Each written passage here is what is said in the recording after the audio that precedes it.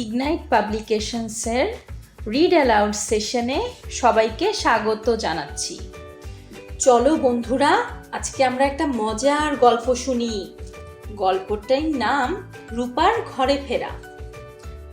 প্রজাপতির মনবদল ও অন্যান্য গল্প এই বইটিতে রূপার ঘরে ফেরা গল্পটি আছে। বইটি লিখেছেন ফাতেমাতুজ জোহরা, ছবিগুলো এঁকেছেন বিয়াস রয়। রূপার ঘরে ফেরা। হাঁসের ছানা রূপা সেদিন পার্কে বেড়াতে গিয়ে মাকে হারিয়ে ফেলে। অনেক শখ করে সে মায়ের সাথে বেড়াতে এসেছিল, ঘুরছিল মজা করে। কিন্তু পার্কে খুব ভিড়। ঘুরতে ঘুরতে হঠাৎ রূপা দেখে মা পাশে নেই। ভয়ে রূপার বুক কেঁপে ওঠে। মা কোথায় গেল? মা, মা বলে সে চিৎকার জুড়ে দেয়। শেষে মাকে খুঁজে পাবার উপায় নিয়ে ভাবে। মা একদিন বলেছিল, হারিয়ে গেলে ভয় পাবে না, শান্ত হয়ে থাকবে। তাই রূপা শান্ত হয়ে উঁচু আর কম ভিড় দেখে একটা জায়গায় দাঁড়িয়ে চারদিকে তাকায়, কিন্তু মাকে কোথাও দেখতে পায় না। রূপা ভাবে, আমি কি পার্কের বাইরে যাব?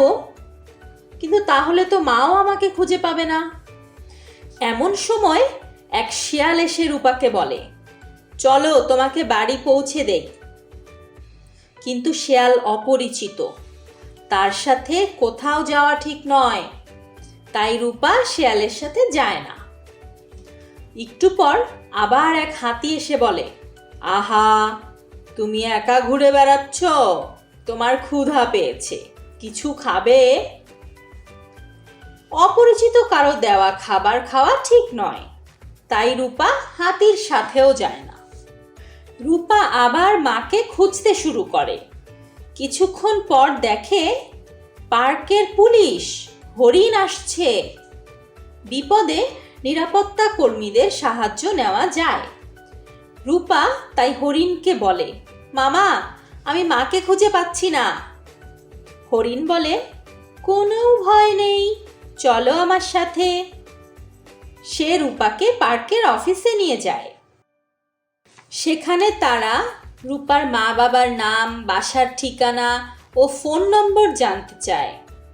রূপার তা আগেই শেখা ছিল, সাথে সাথে সে তা জানিয়ে দেয়। তারপর মাইকে ঘোষণা দেয়া হয়।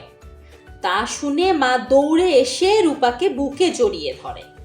রূপা অনেক বুদ্ধিমান, তাই এখন কোথাও বেড়াতে গেলে সব সময় মায়ের হাত ধরে থাকে।